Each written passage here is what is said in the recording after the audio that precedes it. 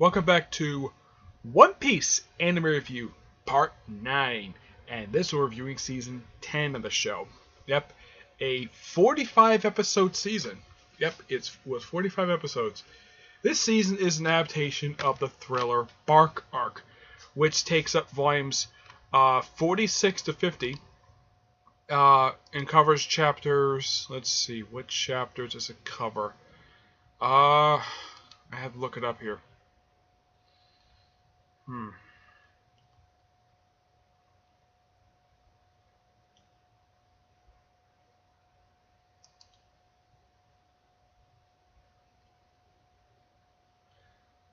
This one covers, it's 48 chapters. It's 442 to 489.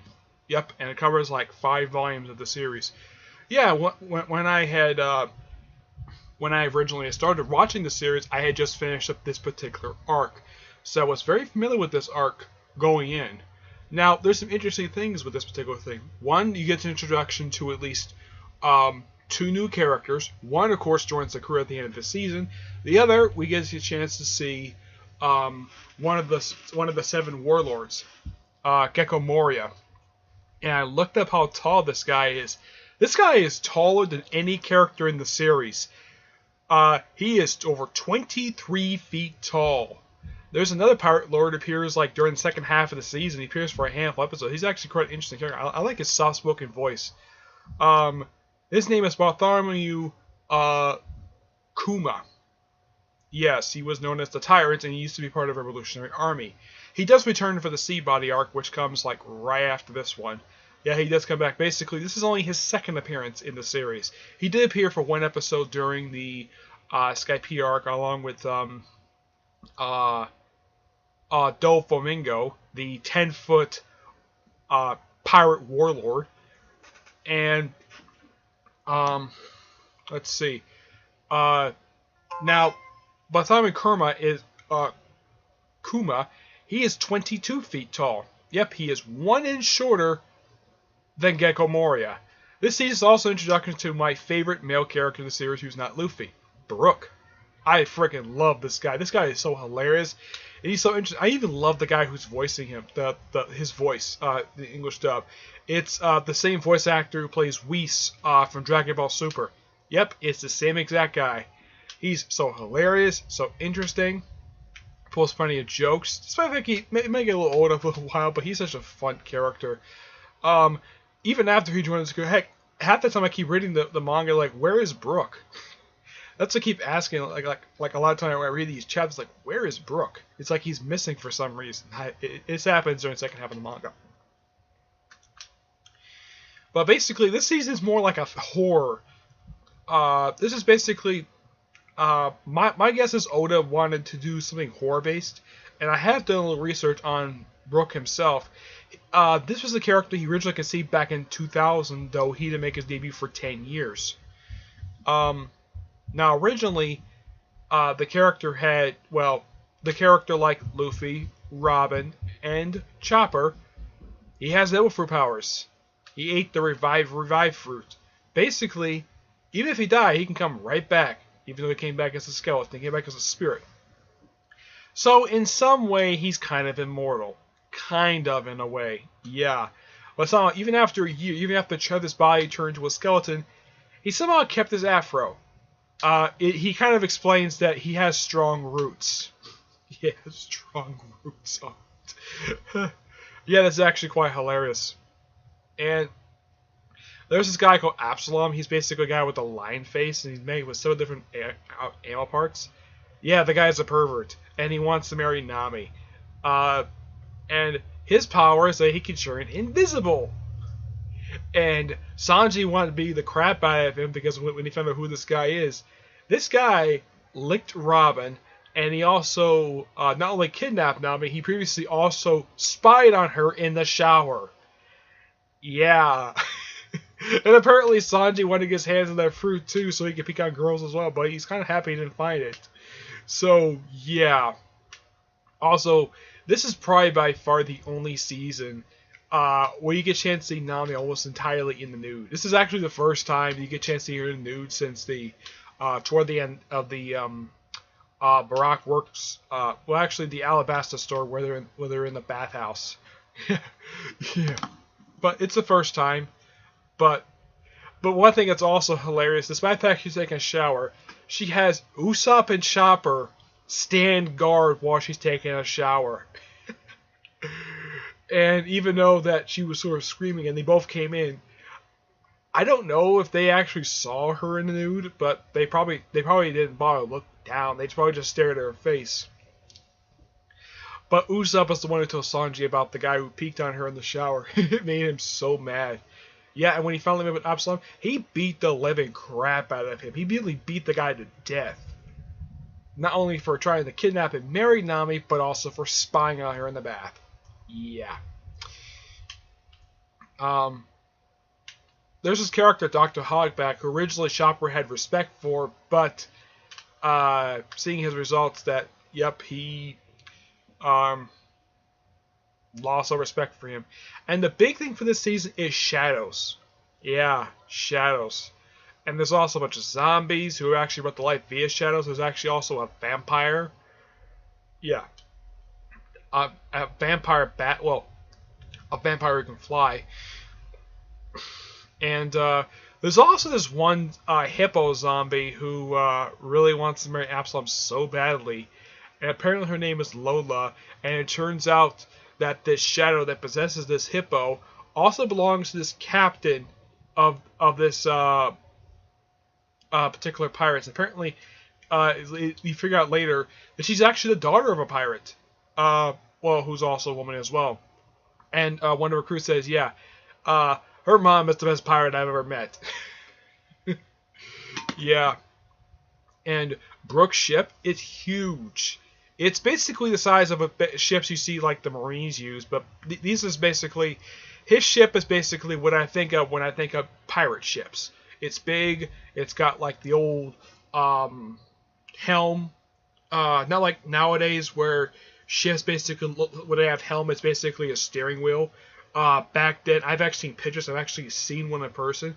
A helm, basically the way it looked when they had wooden ships. Basically, there was this giant circle, and they had these handles on it, basically, and it churned the ship, basically, because it had a rudder on the bottom.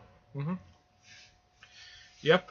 And the ship was heavily damaged, so he couldn't exactly do very much with it. But later on, Frankie repaired the ship. He basically fixed the rudder. He filled all the holes in, probably because there was probably some lumber there, and probably he also got some lumber from the trees from Thriller Bark. And he just basically patched it up and just gave it to them because they didn't have it. It's not really known exactly what happened to the ship per se, but at least they got a ship now, and they kept Brook's ship, which is nice. And Brook has a bounty like everyone else does. Of course, his bounty is 30 million, which is actually not. It's actually that was actually Luffy's original bounty with 30 million berries.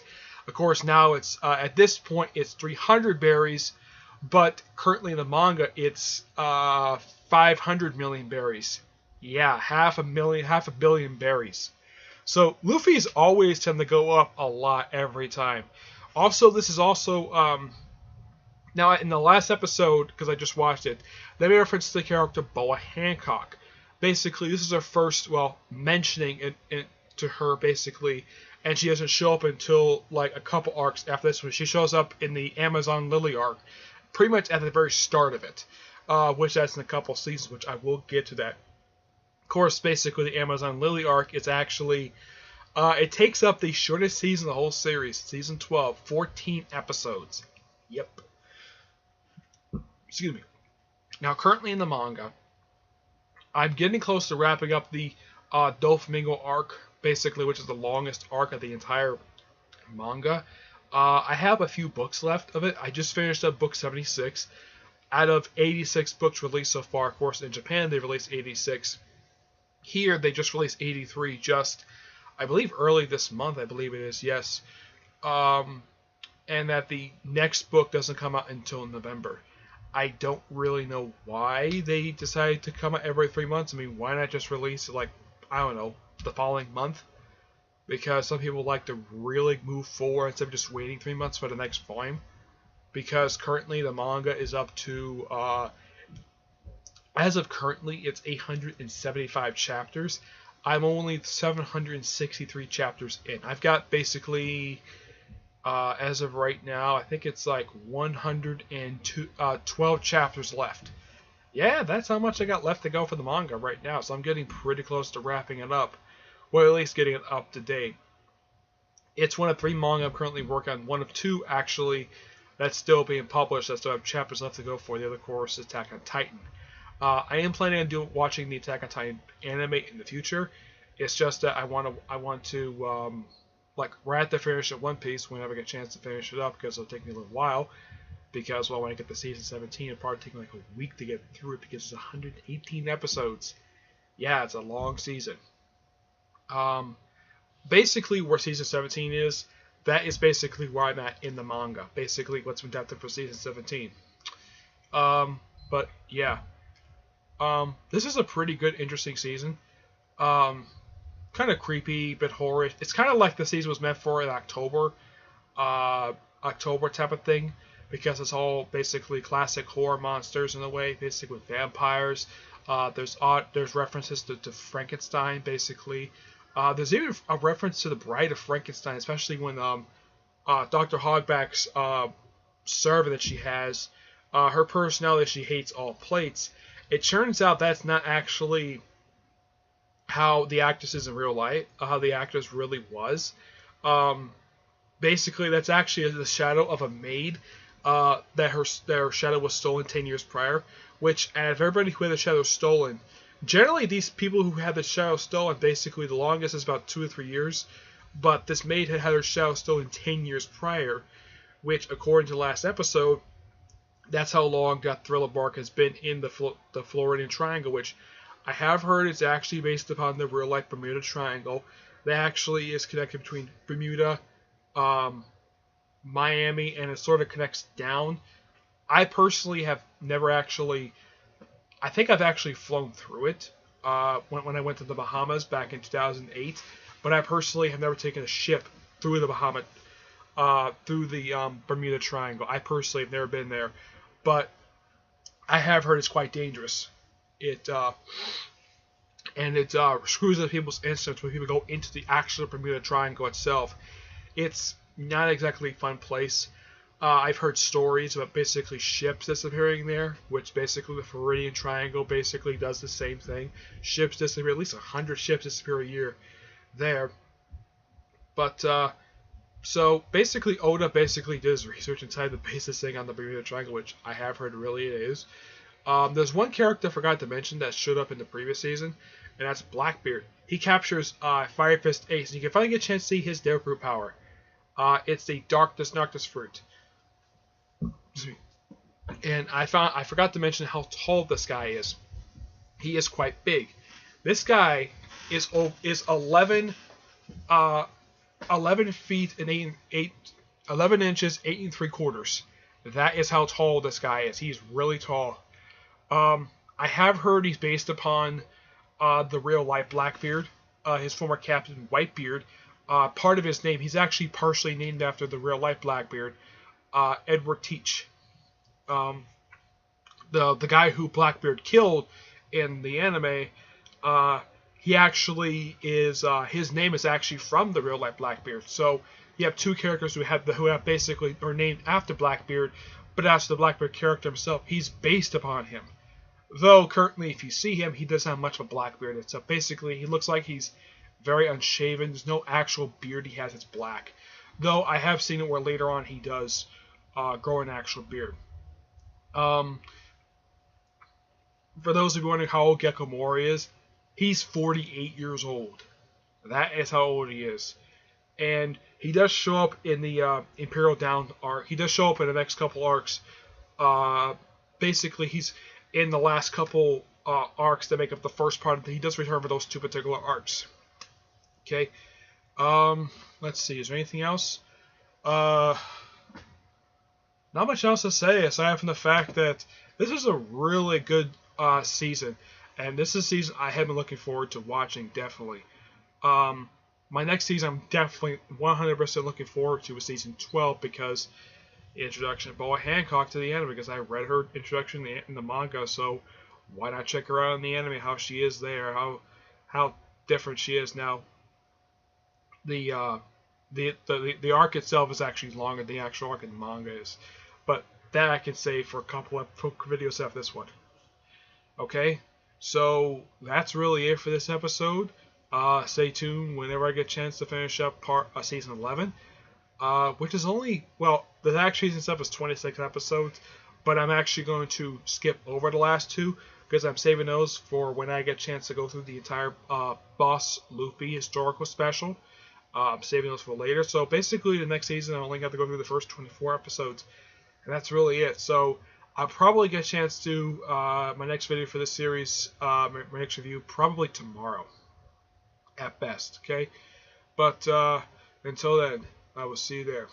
Wait, hold on. There's one thing I forgot to mention. There's one thing they did change starting with season 8. The thing that's shown between the halfway through the episode with originally it was the Going Merry and the original 7 characters, the previous 7 crew, all line up on a dock. They replaced that with like scope thing, where all the characters get one. Brock doesn't get his until the last episode, and whenever they show like the character, they show what they're like. What they do is like Brock is basically just a violin and mute and some books. Robin is also books. Luffy, it's his hat and his shirt. Zoro, it's his swords. Robin, it's books. Chopper, I think it's some medicine, I think it is. Usopp is basically his goggles and darts. Nami, when they first see her, when they show her part, she has like one of the berries in her, one of the berry currency in her hand, and she just turns down. Basically, it's her staff and I think it's her staff and a couple other things. Well, actually, it's staff and charts. Though in one opening part of the themes, when they turn to Nami, basically they show her from, let's just say, like one of the opening themes is basically showing her like rear end in a way, basically her bottom bikini thing. Yeah, that's one of the opening themes. Yeah, because they show like various characters like Zoro. They just show his swords, and just basically show like a montage at that point of all the crew members. I'm not sure exactly how Brook is gonna be, how he's gonna be in the opening theme, but my guess is start with season 11. He's probably gonna be added as part of the opening video thing. But the video thing always tends to be quite interesting, and generally almost every episode tends to open with, after they do the opening theme, they show this quick little thing of like about Gold Roger, like prior to it. It's like, yeah, he's like, you want my treasure, you can have it, and it sets out like the Great Pirate Era, and apparently he was executed 22 years prior to the start of the series. But yeah, that's really it. That's all I'll say. This was a good season, but next season is gonna be setting up stuff. Basically, it's gonna be the next season is actually the first of 4 story arcs of the Summit War Saga, which takes up the next 4 seasons. Excuse me, and these last 4 arcs are actually the last 4 arcs are part 1 of the manga. Okay, next arc, well, basically next season starts with a filler arc, and then it's a sea body arc. But I'll get to that next video. Okay, but until I see you all in my next video, bye.